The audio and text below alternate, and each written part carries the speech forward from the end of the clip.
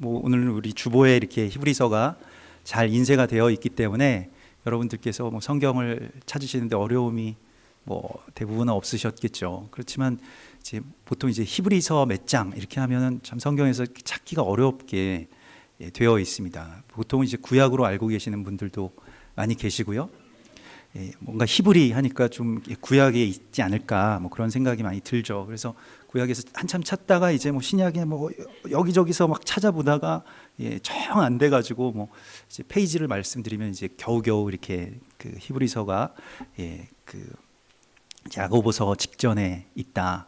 그래서 뭐 야고보서도 어디 있는지 우리가 잘 모르니까요. 또 그래서 막 이렇게 찾아보는데 그래서 그 최근에 이제 이 히브리서 11장 이 1절의 말씀을 제가 다시 묵상하면서 또 이 재단에서 선포하라고 하는 또한 그러한 이 메시지 가운데서 다시 히브리서 11장을 보니까요. 예전에는 참 히브리서 11장 1절 그부터 이렇게 쭉 나오는 말씀에 제가 아주 늘 당연하다는 듯이 믿음은 바라는 것들의 실상이요 보이지 못하는 것들의 증거니라라고 하였을 때 굉장히 아주 감동하면서 정말 이 구절은 너무 멋있는 말씀이야라고 하면서 감동하면서 아멘 하면서 읽었었거든요.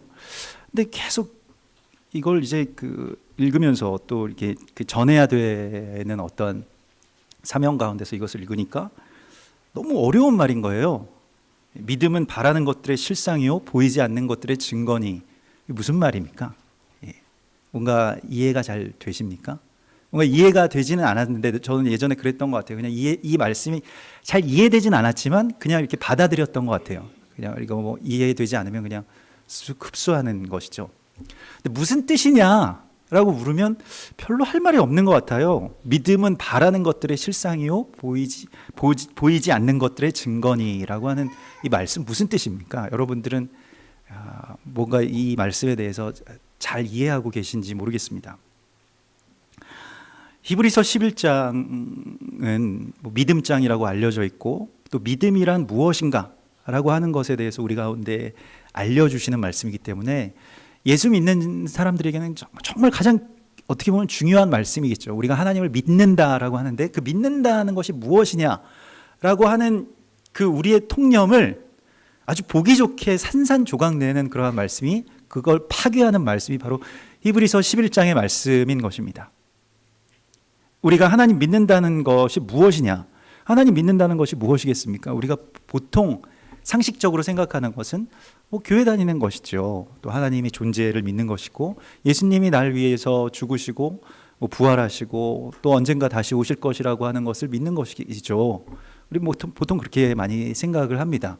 그러면 이제 그걸 믿을 정도의 어떤 그 수준이 되었으면 영적 수준이 되었으면 이제는 우리 천당 간다.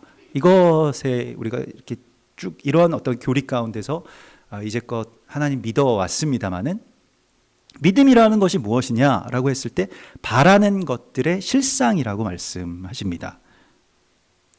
다시 한번 묻겠습니다. 바라는 것들의 실상은 뭡니까? 예전에 전에 이렇게 부교육자로 사역할 때에 어떤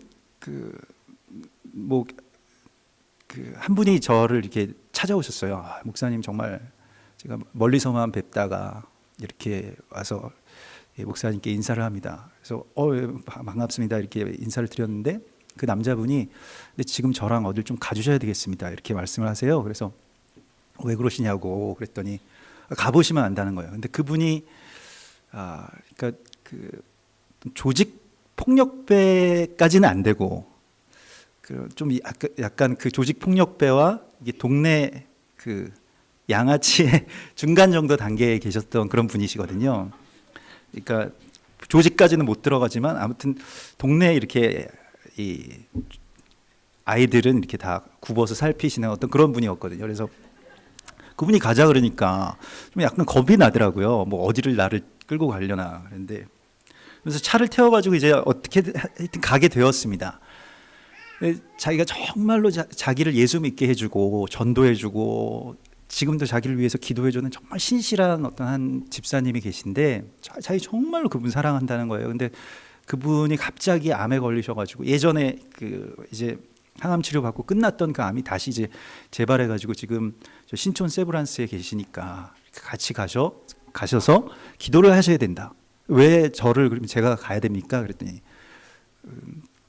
목사님이 그 안수 받으신 지 얼마 안 되셨잖아요. 그러니까 아마 생생하실 거니까 보통 이게 카톨릭에서는 바로 그 안수 받은 그 신부님한테 기도 받으려고 막 줄을 선다는 거예요. 예, 그분들이 제일 영험하다고.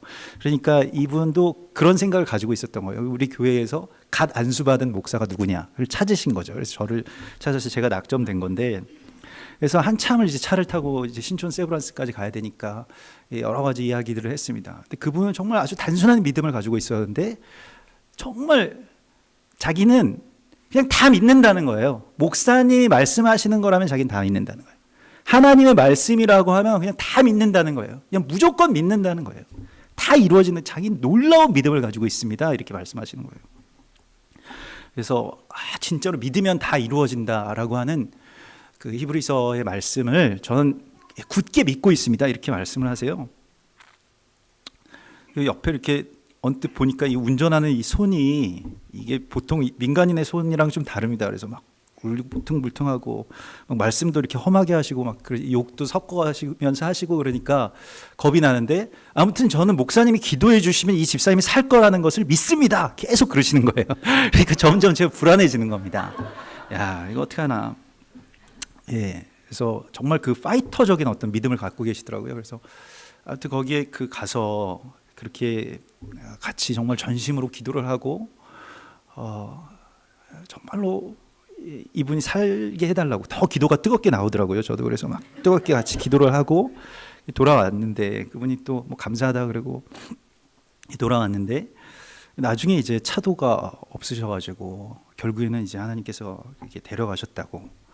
그거를 또 제가 그 금요일 날 이 금요 철야 인도하는 날에 오셔가지고 그 말씀을 이제 해주시기 전에 벌써 저기 앉아 계신 게 느껴져요. 예. 뭔가 살기 같은 게 찬송도 안 하고 그냥 다 이렇게 하고 계속 저를 쳐다보시는데, 그날 어떻게 기도를 했는지 잘 모르겠습니다. 아무튼 그분이 저에게 오셔서 결국엔 돌아가셨습니다. 이렇게 하시는데, 우리가 천국에 소망이 있으니까 좋은 곳으로 꼭 오래 산다라고 해서 꼭 생명이 이렇게 연장된다라고 해서 그것이 하나님이 우리 가운데 주신 복은 아닙니다. 이렇게 위로를 했습니다만 마음이 참 그래도 공허하다고, 자기가 정말 그렇게 살아날 거라고 믿었는데 목사님까지 제가 모셔가지고 가서 기도를 받았는데도 하나님이 데려가신 걸 보면 그거 어떻게 생각해야 되냐고. 그래서 같이 더 위로해드리고, 꼭 우리가 믿은 대로 내가 생각하는 대로 되는 것이 믿음이라고 하는 것은 아닌 것 같다라고 하는 생각을 그때 하게 되었습니다. 진짜로 믿으면 다 이루어진다라고 하는 것에 대하여서 사실 한국 교회뿐만이 아니라 뭐 세계 교회가 다 거기에 대해서 좀 열광해 왔던 것은 사실입니다. 우리의 믿음이 결국에는 모든 것들을 다 승리하게 한다. 또 복을 받을 수 있다. 또 이 세상에서 뭐 물질적인 것이든 아니면 뭐 어떤 육적인 것이든 이러한 것들을 채울 수 있다라고 하는 그러한 것을 믿음과 견주어서 어떤 믿음의 크기와 비례해서 우리가 생각을 했습니다만은, 오늘 히브리서 11장에서 말씀하시는 이 믿음은 우리가 생각했던 그 믿음과는 다르죠. 그래서 믿음은 바라는 것들의 실상이다라고 했을 때 그 무슨 말씀이냐라고 하는 것을 이제 뒤를 보면 우리가 알 수 있겠는데, 이 뒤의 말씀은 바로 이것입니다. 아벨의 제사를 먼저 말씀하세요. 아벨. 근데 아벨이 제사를 하나님께서 그 아벨이 제사를 드림으로써 하나님께서 그를 의로운 그 믿음을 보셨다는 거예요. 그의 의로운 믿음을. 그러니까 아벨의 제사라고 하는 것은 사실은 우리가 알고 있는 것과 같이 가인과 아벨의 사건 가운데서 가인 그 형에게 맞아 죽은, 그래서 맞아 죽어서 그 제단 가운데 피를 뿌린 것, 그것을 믿음의 일이라고 말씀하고, 그걸 믿음이라고 말씀하고 있는 것입니다. 그래서 결국 히브리서 11장을 이렇게 쭉 다 보면 믿음을 따라서 죽은 사람들의 이야기, 믿음의 조상들의 이야기인데요, 그분들은 다 믿음을 따라 죽었으며 라고 하는 말씀이 쭉 나오는 겁니다. 믿음을 따라서 뭔가 복을 받고, 뭐 아브라함의 이야기도 나오고, 뭔가 좀 믿은 사람들의 어떤 좋은 이야기가 쫙 나오면 좋겠는데, 그렇지 않고 이 아벨로부터 시작돼서 믿는 사람들이 얼마나 비극적으로 살았는지를 이렇게 쭉 기록한 거예요. 오늘 이게 이 지면 관계상 여기 다 들어가진 않았습니다만 나중에 히브리서 11장 그 마지막 부분에 보면 결론적으로 그래서 믿은 사람들이 어떻게 됐냐, 예수 믿은 사람들이 어떻게 됐느냐, 35절 이하에 보면 고문당하고 조롱당하고 채찍질, 구금, 돌로 쳐서 맞고 톱으로 켜지고 참수형에 당하고 그러다가 그걸 피하면은 이제 궁핍해지고 환난과 학대와 광야와 토굴에서 유리하였느니라 이렇게 끝나는 것이죠. 그래서 히브리서를 우리가 잘 못 찾는 곳에 이렇게 편집해 놓은 이유가 있는 것 같습니다. 가장 성경의 사각지대에다 감춰놓고 믿음이란 이런 것이다 이렇게 말씀하시는 것이죠. 먼저 이거 알았다면은 우리가 예수 믿으면 이렇게 된다, 고문당하고 막 학대당하고 그러지 않으면 막 동굴에 가서 구렬에 가서 산다 이렇게 하면 예수 믿을 사람이 누가 있겠습니까?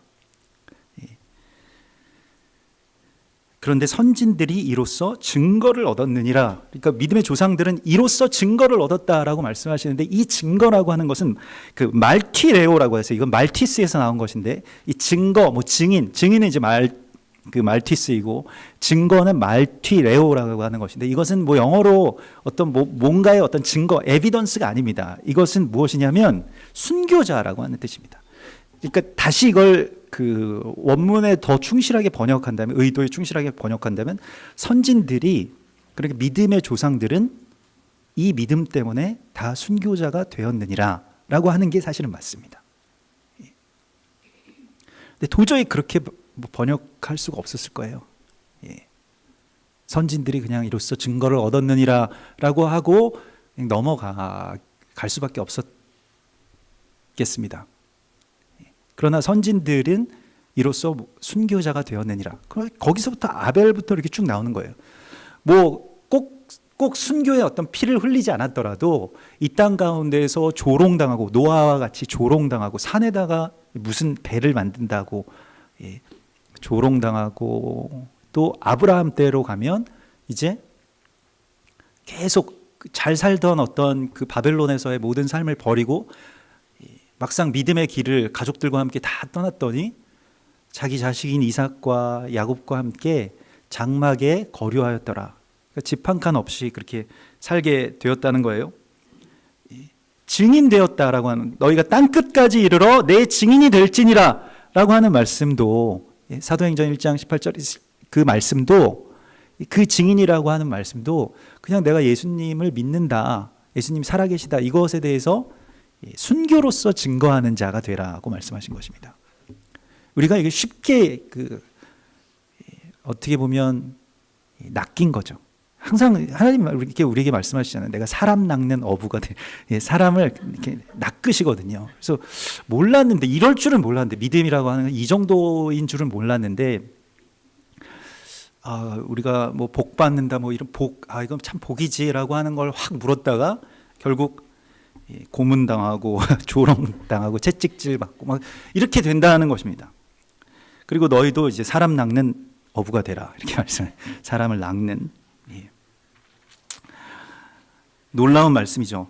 땅 끝까지 이르러서 주님을 증거하다가 죽는 그러한 사람이 되라고 하는 것이 바로 믿음의 여정이라고 하는 것은 정말 놀라운 것입니다. 믿음이라고 하는 것이 이제 하나님을 기쁘게 하는 것인데, 하나님 우리가 이렇게 사는 것을 기뻐하시느냐? 아브라함의 삶을, 그 믿음의 어떤 조상들에 있어서, 선진들에게 있어서 아주 중심적인 인물이니까요. 아브라함의 삶을 보면 장래의 유업으로 받을 땅으로 갔는데 거기서 평생 장막에서 그걸 그냥 바라면서 살았다. 그러니까 하나님이 어떤 유업으로 주신 게 아니라 그 나중에 이제 주실 거라고 하는 것을 생각하면서 그냥 평생을 유업을 갖지 못한 채로 살았다라고 하는 게 사실은 장막에 거류하는 자의 삶인 것입니다. 그러니까 뭐가 실제로 내가 소유한 게 하나도 없어요. 너의 자손이 해변에 모래와 같이 하리라고 하는데 자식도 없어요. 겨우 하나 있는 것도 막 바치라고 그래요, 하나님이. 땅의 소유가 동서남북을 다 바라보는 네가 보는 모든 땅이 다 너의 것이 될 것이다 하는데 땅도 한 평도 없어요. 나중에 그 아내인 사라가 죽었을 때 이제 막벨락을 하나 정도를 겨우 사정해서 이제 사게 됩니다. 그러니까 자녀도 없고 땅도 없는데 열국의 아버지, 그 모든 땅의 소유자라고 그렇게 말씀을 하시죠. 장막에 거류했다는 말은요, 평생 집 한 칸 없이 내가 정말로 머리 들 곳 없이 그렇게 살았다라고 하는 말이죠. 실제로 그렇게 살아가게 되면 참 어려운 일들이 많이 있습니다. 뭐 오늘날에도 뭐 갑자기 뭐 주인이 전세 값을 뭐 한 사정 받으려서 한 5천만 원만 올려주십시오라고 하면 우리 굉장히 깜짝 놀라지만 그것도 많이 깎아드린 겁니다. 뭐 이렇게 말씀하면 또 그걸 구하느라고 엄청나게 노력해야 되고 뭐 사정해야 되고 또 여기저기 찾아가야 되는 그런 현실 아닙니까? 아니면 이제 이사해야 되고요. 전에 이제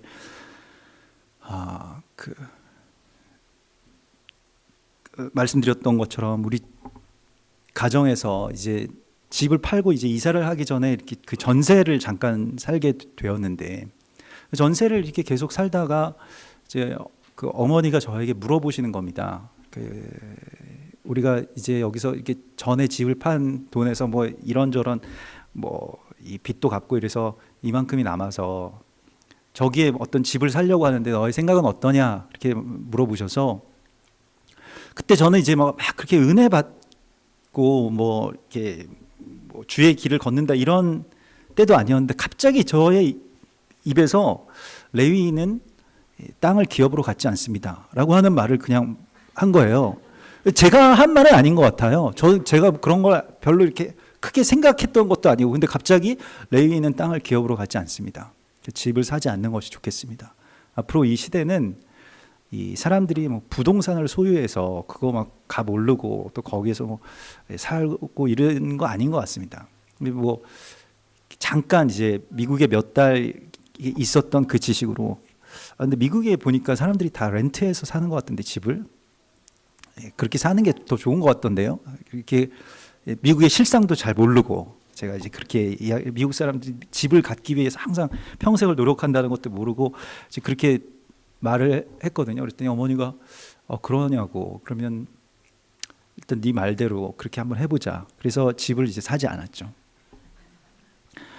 그래서 나중에 이제 몇 년이 지나가지고 그 원래 살려고 했던 그 집값이 막 생각보다 훨씬 더 폭등해서 이제 집도 사지 못하게 되었고, 결국 뭐 가지고 있던 뭐 돈들도 다 이제 점점 말라가기 시작할 즈음에 내가 네 말을 들었다가 이제 집 한 칸 없이 이제 늙게 생겼다, 뭐 이런 구박을 이렇게 받게 됐죠.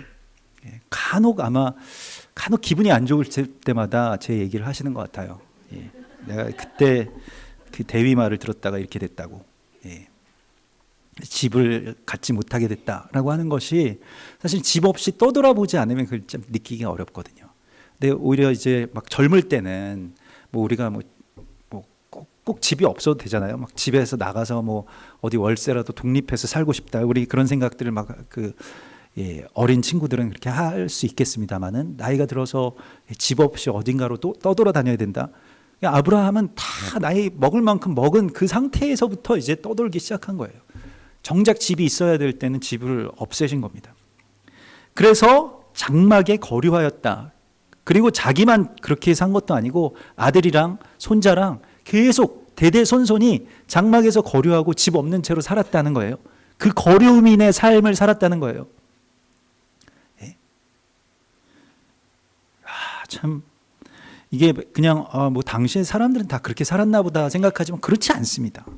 다 자기의 어떤 본향, 고향에 다 자기 집이 있는 거예요. 자기 소유가 있는 거고 자기 밭이 있는 거고, 그러지 못한 사람들을 말하자면 나그네, 뭐 우리 예전 말로 역마살 낀 사람 뭐 이렇게 이야기하나, 요즘에 뭐 노숙자 뭐 그렇게 이야기하는 거죠. 어디 하나 의지할 곳 없는 사람이라고 하는 그런 뜻일 것입니다. 그렇게 살았다는 것입니다. 그런데 더 놀라운 것은 그렇게 이삭과 야곱 그렇게 같이 살았잖아요. 나중에 야곱이 그 바벨론으로 이제 하란 그쪽 삼촌이 있는데 라반의 집으로 갔다가 또 돌아오지 않습니까? 돌아와서 우리가 뭐 알다시피 그런 우여곡절을 겪은 끝에 형 에서와 화해하는 아주 감격적인 장면을 우리가 보게 됩니다. 우리 지난주에 토라 포션의 말씀이었는데요. 그렇게 서로 끌어안고 형 에서가 그래 뭐 다 이제 뭐 예전 일들은 다 잊었다 이렇게 해서 그 화해를 마친 이후에 에서가 말을 합니다. 이젠 우리 같이 가서 내가 사는 곳에서 살자. 근데 성경의 어떤 뉘앙스는 에서가 그래서 다시 야곱을 이렇게 죽이고 그 모든 걸 차지하려고 하는 어떤 속셈이었겠거니 우리가 그렇게 생각을 하지만 에서는 그럴 필요가 없을 정도의 부자였습니다. 에서가 세일산에 성을 지었거든요. 이 세일이라고 하는 것은 가나안 땅에서 굉장히 이렇게 좋은 천혜의 요새이고 거기에서 뭐 아무 걱정 없이 살았어요. 그러니까 이제 동생도 용서할 수 있는 겁니다. 내가 너 때문에 막 내 거 다 빼앗겨가지고 장자권 다 빼앗기고 축복권 다 빼앗겨서 나 이렇게 가난하게 산다. 네 거 나에게 좀 줘야 되겠다. 이렇게 말할 필요가 없는 거예요, 에서가. 그래서 우리 같이 가서 살자 이렇게 하는데 야곱이 그때에 저는 같이 못 가겠습니다. 완곡하게 그것을 거절합니다. 2번이나 에서가 구하는데도 그것을 거절하죠. 그래서 왜 야곱이 그냥 여기서 에서랑 같이 가는 것도 좋지 않았겠는가라고 하는 생각을 갖게 됩니다만은 거기 이렇게 성경을 조금 더 깊이 보니까요. 그 창세기 33장 12절에 에서가 이르되 우리가 떠나자. 내가 너와 같이 살겠다. 내가 너와 동행하겠다. 내가 너와 같이 있겠다라고 할 때에 여기서 떠나자라고 하는 말을 그냥 일반적으로 뭐 같이 가자라고 하는 뭐 이 얄라크라고 하는 그런 말을 쓰지 않고 여기서 낫사라고 하는 말을 씁니다. 이 낫사라고 하는 것은 무엇이냐면 말뚝을 뽑아버리자라고 하는 뜻이거든요. 그러니까 이젠 장막에서의 삶을 이제 끝내자. 이제 다 됐으니까 여기에 왔으니까 장막에서의 삶을 끝내고 이 장막에서 말뚝을 뽑아버리고 성으로 들어가서 살자. 거기 우리 보호해 주니까. 삶의 방향을 바꾸자. 이렇게 이야기합니다. 그런데 야곱이요. 거기서 장막의 말뚝을 뽑지 않고 야곱은 다시 숫곳으로 가서 숫곳에서 숫곳이라고 하는 말이 장막이라고 하는 뜻이거든요. 그곳에서 자신과 가축을 위한 장막을 지었더라라고 하는 것이 초막절 이 숫곳의 어떤 시작이었습니다. 그러니까 수콧이라고 하는 장막에 거류한다는 것은 무엇이냐면 말뚝을 밟고 살아간다는 것인데 말뚝을 밟는다라고 하는 것이 믿음이라고 하는 것이거든요. 믿음할 때 이 아만이라고 하는 것은 말뚝을 박는다. 장막의 말뚝을 단단하게 박는다라고 하는 뜻이거든요. 그걸 뽑아내자. 이 낫사라고 하는 것을 거부하는 삶이죠. 그러니까 장막에서의 삶이냐 아니면 장막에서의 삶은 어떤 것이냐면 하나님이 보호해 주시지 않으면 이 천조가리 하나가 나를 보호해 줄 수는 없잖아요. 하나님이 보호해 주시고 지켜주시지 않으면 모든 그런 환경으로부터 내가 살아갈 수가 없습니다라고 하는 것을 고백하는 삶이 장막에 거류하는 삶이고요. 성읍에서의 삶은 무엇이냐면 하나님이 나를 도와주시지 않을 것 같으니까 내가 나를 보호해야 되겠다. 그래서 이 성이 이 두터운 어떤 이 성벽이 나를 보호해 달라, 나를 보호해 줄 것이라고 믿는 것이 성읍에서의 삶입니다. 인류의 역사상 성을 가장 최초로 지은 사람이 누구냐면 가인입니다. 가인이 내가 동생 아벨을 쳐 죽였기 때문에 사람들이 나를 죽일 것 같으니까 나를 보호해 줄 것은 성밖에 없겠다. 그래서 성을 쌓죠. 그 에녹성이라고 하는 성을 쌓고 거기에서 거주합니다. 그것이 도시의 기원이고요. 우리가 왜 이렇게 사는가? 우리가 왜 이렇게 하나님이 아닌 다른 것들에 의해서 보호를 받고 하나님이 아닌 다른 것들에 의해서 기쁨을 얻고 하나님이 아니심에도 불구하고 하나님이 도와주시지 않는 삶이라고 하는 것을 나의 삶의 가장 첫 번째 어떤 목표로 삼는 삶 가운데 들어갔을까? 우리가 복을 받았다. 참 잘 산다라고 하는 것 유심히 보면 하나님 없이도 넌 잘 살 수 있어 라고 하는 그 상태가 됐으면 분명히 세상은 우리에게 복 받았다라고 이야기합니다.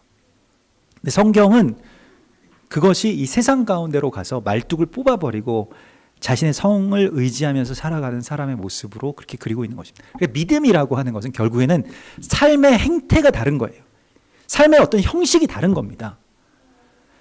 우리가 이 세상에서 믿음 없이 하나님의 보살피심 없이 살아갈 수 있을 만한 어떤 그런 삶을 구축하는 것, 그런 성을 쌓아 올리는 것을 이 세상 사람들은 성공이라고 이야기하고, 그것이 자아의 실현이라고 이야기하고, 그것이 이젠 좀 잘 살게 되었어 라고 이야기하는 것이라면, 믿음이라고 하는 것은 거기서 빠져나오는 것이라고 말씀하고 있는 것입니다. 그러니까 굉장히 다른 것이죠. 그래서 거기에 왜 그러면 거기에 있었냐? 장막에 말뚝을 뽑지 않고 계속 그렇게 살았냐라고 하면, 하나님이 앞으로 지으실 터를 바랐기 때문에 지금 나는 장막에 있겠다라고 하는 것을 선포했다는 것입니다. 그러니까 하나님이 지으실 터를 바랐기 때문에 내가 이 터를 짓지 않았다는 것이죠. 그래서 그것을 정말 갈망했다는 거예요. 오늘 이 성경 이 데코마이라고 하는 이 헬라어는 아주 정말 간절하게 그걸 갈망했다는 겁니다. 하나님이 지으실 터. 그런데 그것은 보이는 것이 아니었습니다. 그래서 보이는 것은 나타난 것으로 말미암아 된 것이 아니니라. 그래서 보이지 않는 어떤 하나님께서 주실 새로운 날을 바랐다는 겁니다. 결국에 우상 숭배라고 하는 것은요, 보이는 것을 숭배하는 겁니다. 자신의 욕망을 채워줄, 자신의 욕망을 실제로 나의 눈에 보이는 것으로 채워달라고 하는 것이 우상 숭배입니다. 오늘날은 우상이라고 하는 것이 우리가 뭐 작은 우상을 섬기거나 뭐 천지신명이나 뭐 다른 어떤 뭐 바알이나 뭐 그런 걸 섬기지 않지만 대부분은 다 돈이죠. 보이는 것. 그래서 욕망이 삶의 에너지가 되고요. 그런데 믿음은 보이지 않는 것의 어떤 증거, 보이지 않는 것을 갈망하는 것, 그것이 믿음이라고 말씀하고 있습니다. 그러니까 우리는 자신의 욕망을 채워주는 그 욕망 자체가 삶에서의 어떤 에너지가 되거든요. 동력이 되거든요. 삶의 연료죠. 그 욕망을 막 떼면서 나는 이렇게 살고 싶어, 저런 차를 갖고 싶어, 저런 집에 살고 싶어, 저렇게 옷을 입고 싶어, 저런 모습이 되고 싶어, 저렇게 아이들을 키우고 싶어 라고 하는 그 욕망, 그것이 아니라 보이지 않는 어떤 것을 구하는 것, 보이지 않는 하나님의 나라를 갈망하게 되는 그런 마음이라는 것입니다. 그래서 믿음은 보이지 않는 것들, 그 보지 못하는 것들의 증거, 오늘 이 말씀에서 보이지 않는 것들의 증거니, 이 11장 1절의 말씀에서요. 그 무슨 말입니까? 세상은 다 보이는 것을 숭배합니다. 아주 직물적인 것, 정말 물질적인 것. 나에게 보여달라는 거예요. 내 눈에 show me the money, 나에게 그걸 보여달라라는 겁니다. 그래서 보이는 것에 우리가 계속 보다 보면, 이제 우리가 제일 많이 보는 게 뭡니까? 뭐 휴대폰을 보든 아니면 인터넷을 보든, 아무튼 우리가 막 저도 그러더라고요. 같이 그렇게 집에 가서 이렇게 밥을 먹으면 간혹 이제 저녁에 이제 밤에 예배 끝나고 가서 이제 밥을 못 먹었을 때 집에 가서 밥을 먹으면 혼자 먹는 게 안쓰러운지 아내가 이제 앞에 앉아 있을 때가 있잖아요. 먹지도 않으면서 앞에 앉아 있을 때가 있잖아요. 그러면 제가 계속 얼굴 한번 쳐다보지 않았다는 거예요. 그날의 뉴스를 보느라고. 그래서 나도 이렇게 사는구나 라고 하는 것에 대해서 좀 충격을 받았는데, 계속 그런 것들을 내가 중요하고 선택하는 것들을 계속 보다 보면 어떻게 되냐면, 그 보이는 것에 중독되고 보이는 것을 결국에 숭배하게 되고 거기에 결박당하게 됩니다. 굴복하게 되는 것이죠. 여러분 보십시오. 내가 정말 평생을 그걸 내가 살 마음이 전혀 없었는데도 홈쇼핑에서 그 게살이 쫙 이 꽃게의 어떤 그 딱딱한 껍질을 뚫고 게살이 쫙 삐져 나올 때, 난 저걸 꼭 사야 돼. 저거 없으면 나는 정말로 안 될 것 같아. 그래서 누르잖아요. 내가 이렇게 간장게장을 이렇게 좋아하지도 않으면서도, 생전 한 번도 쓸 일 없는 그 식기 세트를 막 사잖아요. 거기에 담겨져 있는, 아주 소복히 담겨져 있는 뭐 여러 가지 요리들을 보면서 이게 나한테는 정말 필요했던 거야. 근데 저게 없어서 내가 우리 집에 밥이 맛이 없었던 것 같아 라고 해서 막 주방 세트 같은 거를 막 사잖아요. 거기에 뭐 갈비찜과 막 그 뭐 어떤 튀김들이 막 조리될 때 막 탄성을 지르면서 이거였구나라고 사는데, 결국에 한 번도 그런 것들을 해먹지 못하고, 역시 홈쇼핑 제품들은 뭐 이래 뭐 이러면서 나중에 이제 다 냉동실에서 또 주방에서 막 썩어가죠. 그래서 나는 그런 유혹에 넘어가지 않겠어라고 생각하고 결심하는 순간 아주 순수한 어린아이가 나와서 또 위로해 줍니다. 말하지 않아도 알아요 하면 또 그래 마음이 풀리면서 또 그에게 정을 줘야 되겠다 이런 생각을 하면서 또 뭘 사 먹고 뭐 그러죠. 순수함과 욕망과 뭐 모든 걸 총동원해서 우리 안에 있는 것들을 쫙 뽑아가는 거죠.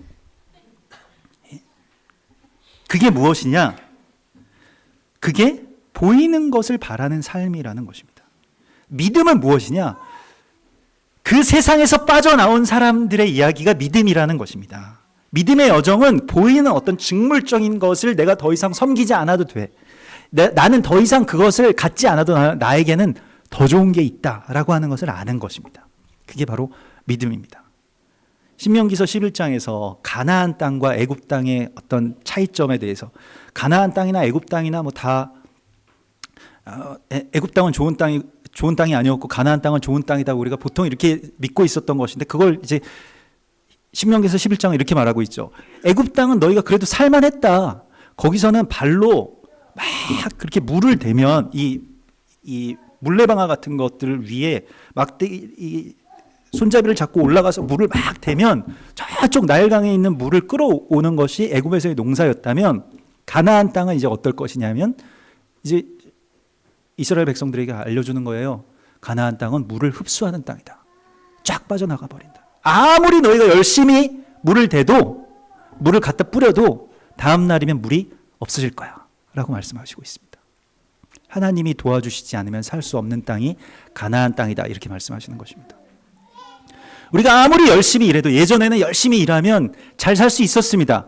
이 앞전 세대는 그랬어요. 애굽에서의 삶은 그랬을지 모릅니다만은 지금 이 시대는 가나안에서의 삶은 열심히 일한다고 해서 잘 살 수 있는 세상이 아닙니다.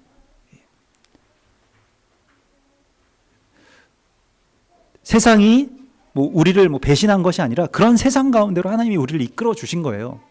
그래서 아무리 열심히 막 그 쳇바퀴에 올라가서 막 열심히 일을 해도 쫙 빠져나가 버린다는 것입니다.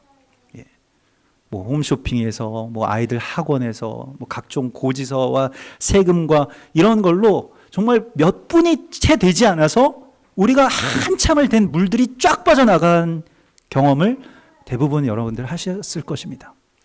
평생을 막 쳇바퀴를 굴리면서 막 살았는데 평생을 모아놨던 것들이 쫙 빠져나간 경험을 해보신 분들이 굉장히 많이 계실 것입니다. 원래 그런 땅에 우리를 하나님이 이끌어 주신 것이에요. 물을 이제 비축하지 못하는 땅으로 이끌어 주신 곳이 바로 약속의 땅인 것입니다. 가나안 땅인 것입니다. 그러면 여기서는 어떻게 살아야 되느냐? 어차피 여기서는 하나님이 도와주시지 않으면 못 산다. 우리가 다 죽어버릴 수밖에 없다. 라고 하는 위기 상황 가운데서 늘 살고 있다는 거예요. 절체절명의 위기, 매일매일이. 신명기서에서는 그것을 연초부터 연말까지라고 말하고 있습니다. 연초부터 연말까지 하나님이 도와주시지 않으면 큰일 나게 생겼어요. 그게 가나안 땅이라는 겁니다. 애굽 땅에서는요, 하나님이 도와주시지 않아도 그래도 내가 내 두 다리 성하면 가서 또 뛰면 돼요. 열심히 일하면 돼요. 그러면 성공할 수 있었어요. 그러면 그래도 가족들도 지킬 수 있고 나의 삶도 이렇게 잘 경영해 나갈 수 있었다면 지금은 그렇게 살 수 있는 단계에서 다음 단계로 넘어왔다라고 말씀하시는 것입니다. 이걸 우리가 깨닫지 못하고 계속 애굽에서처럼 물을 갖다가 대려고 하면 정말로 밑 빠진 독에 물 붓기가 됩니다. 이 일을 이제 중단하고 그쪽은 이제 하나님의 영역이라고 맡기라는 거예요. 그래서 너희가 걱정함으로 너희가 노력함으로 키를 한 자나 더 할 수 있느냐, 어떻게 너희가 잘 살 수가 있는 것에 대해서 너희의 힘으로 할 수가 있느냐, 그거 할 수 없다는 겁니다. 그리고 다른 일을 하라고 말씀하십니다. 먼저 그의 나라와 그의 의를 구하는 삶으로 삶의 방향을 바꾸지 않으면 계속해서 뭔가 이렇게 상실감밖에 느껴질 것이 없다는 거예요. 나는 왜 이렇게 살까? 나는 왜 이렇게 나이가 먹어서도 이렇게 뭐 집도 절도 없이 이렇게 살아갈까? 이러한 어떠한 삶 가운데서 그냥 하나님한테 실망하면서 살아간다는 것입니다. 하나님께서 약속의 땅으로 인도해 주셨으니까요. 그 땅에 맞게 살아야 된다는 거예요. 이 약속의 땅에서는 하나님이 보호해 주실 것에 대해서 완전히 믿어야만 살 수 있다는 것입니다. 전에는 이게 없으면 나 없어서 이거 어떻게 하지? 앞으로 어떻게 살지?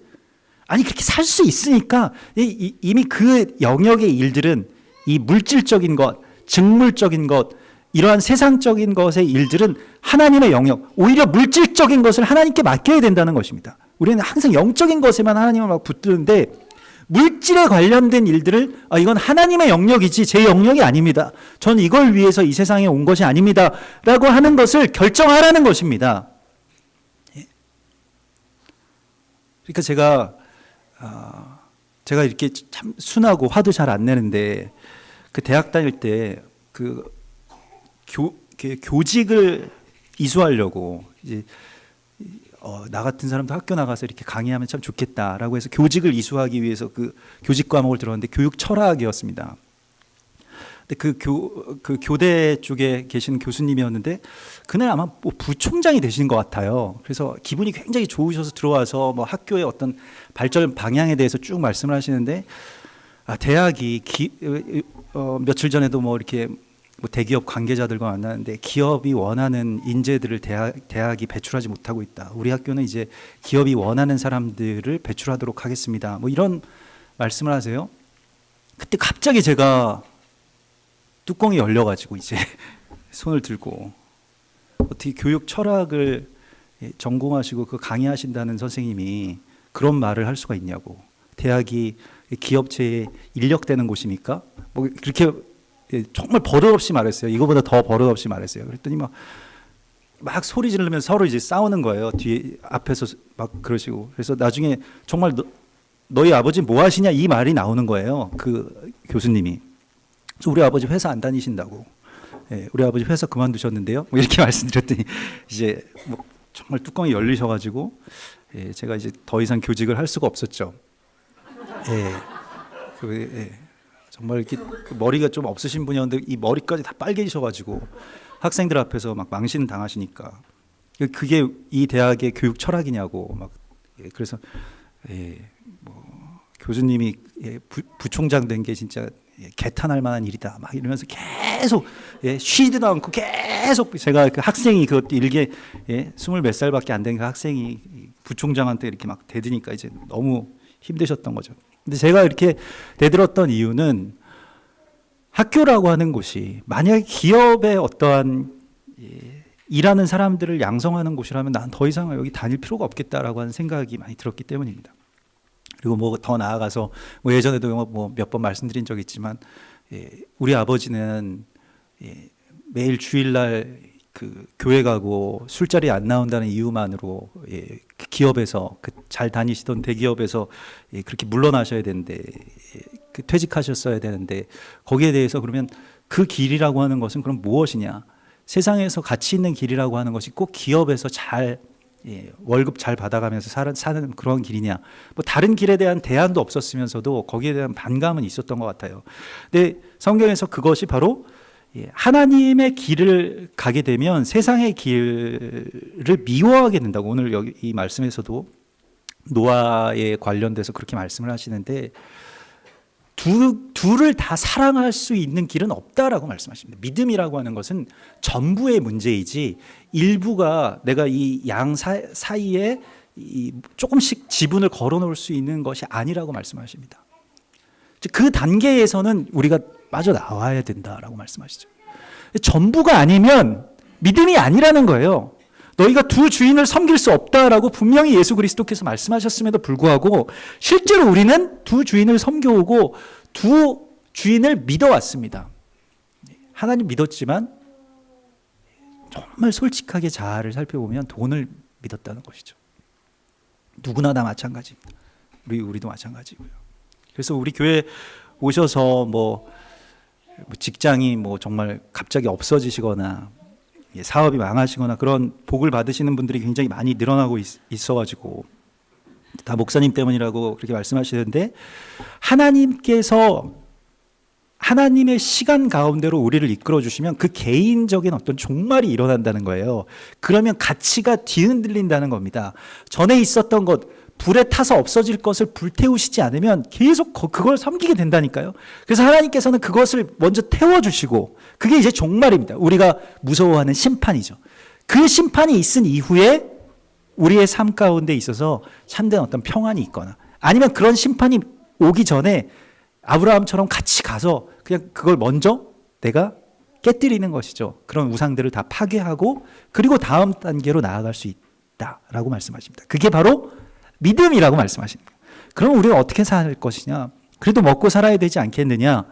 그것에 대해서 하나님께 맡긴다라고 하는 것이 믿음이라는 것입니다. 하나님이 더 좋은 것으로 채워주실 것이다. 그래서 더 좋은 것에 대해서 뭐 그렇게 했더니 더 좋은 것을 받았습니다라고 하는 그러한 간증은 이제 여러분들의 몫으로 돌리겠습니다. 제가 뭐 여기에서 뭐 그랬더니 뭐 더 좋은 것을 뭐 주시더라라고 하는 것 때문에 가는 것이 아니고요. 그것과 비교할 수 없는 기쁨을 하나님께서 우리 가운데 주셔야만 갈 수 있는 것입니다. 사람은 어떻게 보면 선택의 존재이기 때문에 만약에 이 정도의 희생을 하는 데 있어서 이거보다 더 좋은 것이 없다고 한다면 희생의 길로 갈 필요가 없겠죠. 여기서 우리가 다 싹 문을 닫고 그냥 여기까지인 걸로 하고 하나님께 더 이상 이 단계 믿음의 조상들의 단계까지는 우리가 못 갔습니다 라고 그냥 솔직하게 시인을 하고 철수해야 되지 않겠습니까? 여기서 빼야죠. 그러나 이것보다 더 좋은 무엇인가가 있는 것을 우리가 안다면 정말로 이 세상의 그러한 모든 하나님 없이 사는 떵떵거림의 삶보다 훨씬 더 좋은 기쁨이 우리 가운데 있다는 것을 우리가 안다면 이것을 선택하지 않을 수가 없겠죠. 그 눈이 열리는 것이 구원입니다. 그것이 바로 믿음의 또 다른 새로운 단계라고 주님께서 말씀하십니다. 이렇게 많은 사람들이 다 죽고 고난을 당했는데도 봐라! 그들의 삶이 증거하고 있지 않느냐? 그들의 삶에 후회나 회한이 있습니까? 나는 삶에 있어서 아무것도 하지 못하고 다 이루었다. 가는 그 모습, 스데반의 모습이 천사와 같이 만족스러웠다라고 그렇게 성경이 증거하고 있잖아요. 정말 최고의 만족, 정말 최고의 기쁨이라고 하는 것이 만약에 이 직물적인 것에 있지 않다면 그것을 알게 해달라고 하는, 그것에 대해서 나의 눈을 열게 해달라고 하는 그런 믿음을, 우리에게 믿음을 더하소서라고 하는 그 기도를 하나님 앞에 이제부터 해야 된다는 것입니다. 우리에게는 보이는 것을 숭배했던 어떤 그러한 삶의 이 관성이 있죠. 그래서 여기에서 뭐 우리의 어떤 의지로 그것들은 다 필요 없는 것이니까 영적인 것으로 갑시다라고 할 때 누가 갈 수 있겠습니까? 다 연약하게 그냥 보이는 그것을 섬기죠. 그렇게 계속해서 허망해질 것이라고 하는 것을, 분명히 후회할 것이라고 하는 것을 알면서도 홈쇼핑의 그 구매 버튼을 누르는 것처럼 우리의 삶은 계속해서 그러한 어떤 보이는 것에 집착하는 곳으로 계속 되돌아가곤 한다는 것입니다. 그래서 이곳에서 주님께서 믿음으로 말미암아서 세상에 대해서 죽은 사람들의 이야기를 우리에게 보여주셨기 때문에 우리도 하나님을 믿음으로 말미암아서 세상에 대해서는 죽을 수 있는 그 마음을 우리 가운데 부어달라고 그렇게 구하십시다. 삶의 방향이 완전히 달라집니다. 그래서 전에는 여기서 이 믿음의 조상 가운데 그 사라의 이야기가 나오잖아요. 죽은 사람 같았다. 죽은 자와 방불했다. 뭐냐면 소망이 없는 사람은 이미 죽은 자와 다름이 없거든요. 그러니까 이거 나에게 뭐 더 이상 이런 것에 대해서, 이런 믿음의 여정에 대해서, 이런 사명의 길에 대해서 성경이 말씀하시는 그 길에 대해서 나는 별로, 또 우리 교회는 뭐 별로 그것에 대해서는 관심이 없어. 해산하는 것에 대해서는, 그 고난을 받으면서 무엇인가를 해산하는 것에 대해서는 우리의 관심 밖의 일이다 라고 했던 그런 사라와 같은, 말하자면 죽은 것과 같은 그 신부의 이야기가 오늘날의 교회의 이야기고 가정의 이야기일 것입니다. 거기에 다시 소망을 주시는 거예요. 여러분 생각해 보십시오. 지금도 이제 그 중년 이상 되신 분 대부분 다 그러신데 갑자기 이제 내일 아이가 생길 거다라고 성령께서 말씀하시면은 다들 기뻐하시는 분들이 많지 않으시겠죠. 이제 어떻게 이 나이에 그걸 하고 또 이 나이에 그런 고통스럽게 갑자기 여기서 주책이지 이게 50, 60대에서 다시 입덧 시작하시고 이러면 이제 끔찍하실 거 아니에요. 예전에 다 했던 일이라고 생각하시는데 그 일들이 다시 시작될 거라고 주님께서 말씀하시는 것이죠.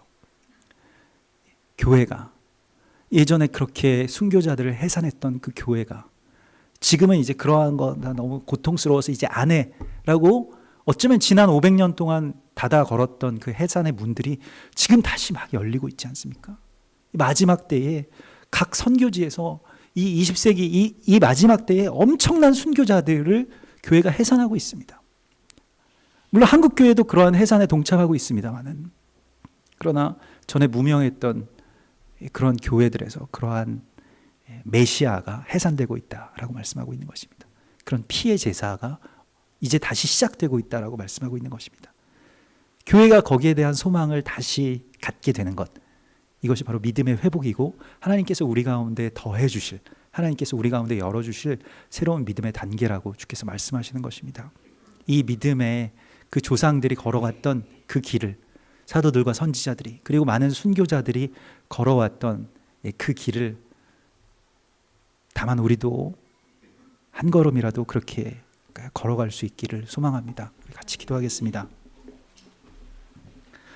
우리 이 시간 주님 바라보시면서 더 나은 보이지 않는 하늘의 장막을 위하여서, 하늘의 도성을 위하여서 이 땅 가운데 거류하며 또 갇혔으나 소망을 품고 살아가는 그런 모든 주의 사람들, 또 주의 교회가 되게 해달라고 우리 소망하시면서 같이 기도하겠습니다. 주여, 주여,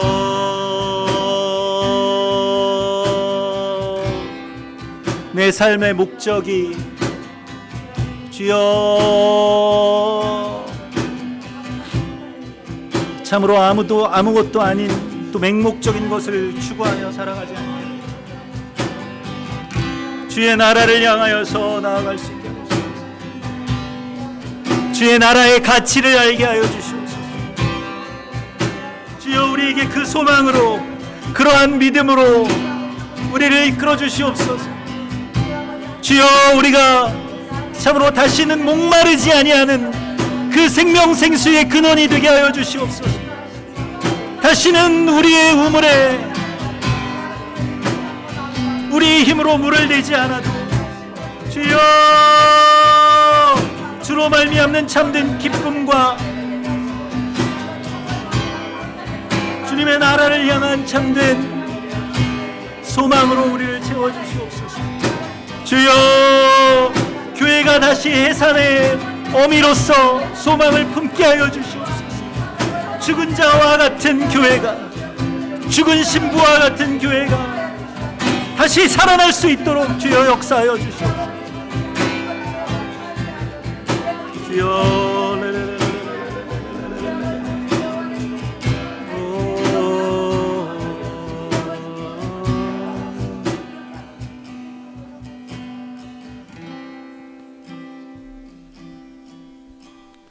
내 구주 예수를 더욱 사랑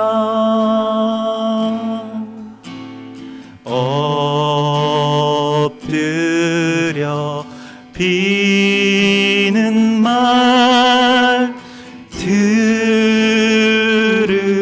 들으소서. 내 진정 소원이 내 구주 예수를 더욱 사랑, 더욱 사랑. 이전엔 세상락, 이전엔 세상락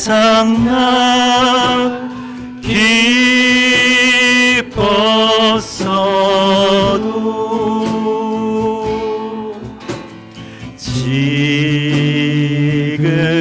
내 기쁨은 오직 예수. 다만 내 비는 말 내 구주 예수를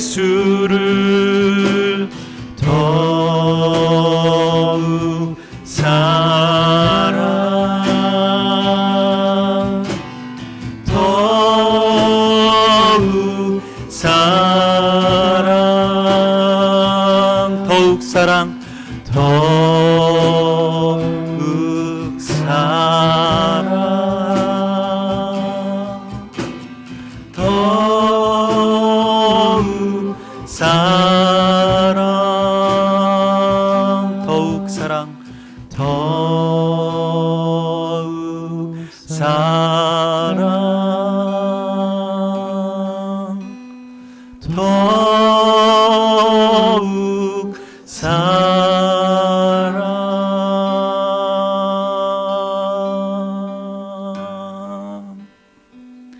오 주님, 내가 이 세상에 눈에 보이는 것, 타서 없어질 것들만을 사랑하며 또한 그것을 나의 상급이요 나의 기업으로 주님 앞에 구해왔음을 주님 불쌍히 여겨주시옵소서. 이제 하나님의 나라를, 또 보이지 않는 더 나은 본향을 사모하는 마음을 우리에게 부어주시옵소서. 그리하여서 나의 삶의 모든 방식 또 방향이 다 달라지게 하여 주시고, 이전에 살던 대로 살지 않게 하시고, 또 이전에 매여 살던 것, 또 욕망을 충족해 주면 감사하고 기뻐했던 우상을 따르던 길에서 벗어나서 하나님 나라의 소망을 위하여서 기꺼이 자신의 몸과 삶을 드렸던 그 믿음의 증인들처럼 우리의 삶 가운데서도 그것을 이길 만한, 또 그것과 능히 바꿀 만한 기쁨과 소망을 채워주시옵소서. 그러한 그리스도의 믿음을 우리에게 더하여 주시옵소서. 이제 주의 길을 걸어가는 참으로 복된 교회가 되게 하여 주시고, 또 그러한 가정이 되게 하여 주셔서 참으로 죽은 자와 방불했던 사라가 다시 열국의 어미가 된 것과 같이 교회가 다시 그러한 소망을 잉태하게 하시고 해산하게 하여 주시옵소서. 주님, 그것을 고백하며 우리의 예물을 주의 제단 앞에 드립니다.